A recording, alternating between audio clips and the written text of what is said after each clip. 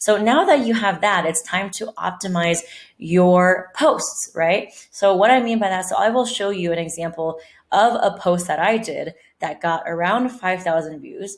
And LinkedIn really likes a mix of video, they like audio, and also plain text. So if you're posting 3 times a week, make sure you switch it up. Don't do only text. Maybe one day put a photo and a text, maybe one day do a video. So this is one that I posted about 5 months ago, and it was about a podcast that I did. I broke down what I said in the podcast, what we discussed, and I used a lot of emojis. Probably use too many hashtags. I recommend you using 4 hashtags max. Otherwise, it comes off a little spammy.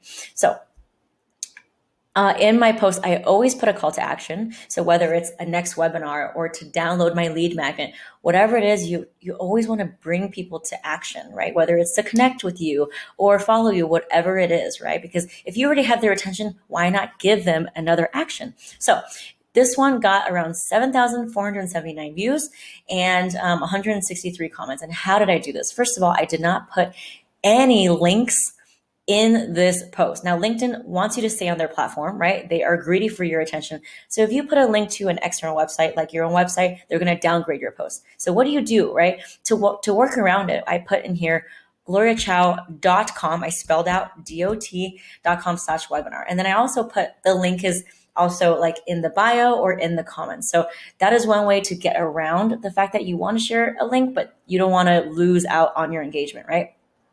And then also what you want to do is if you have people you are super familiar with on LinkedIn, they're familiar with your work, just tag them so that they will be able to engage with you because they're not going to feel that you're spammy because they are used to your work and they know what you're capable of, right? So that's what I did. I tagged some of the people that have been following me for a long time who know that the tremendous value that I give, and they actually engaged with me.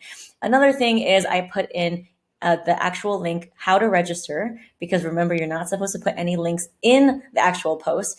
And then I told all of my friends about it within the first hour. That is how LinkedIn measures your engagement to see if they want to bump up your post or downgrade your post. So that 1 hour after you post it is so key. That's why I always try to post around 11 to 3 p.m. because I find that after 5 p.m., people are not really monitoring it. And on the weekends, people may or may not be on LinkedIn, right? So within that hour, you want to tag everyone you know, as long as you know they're not going to get annoyed.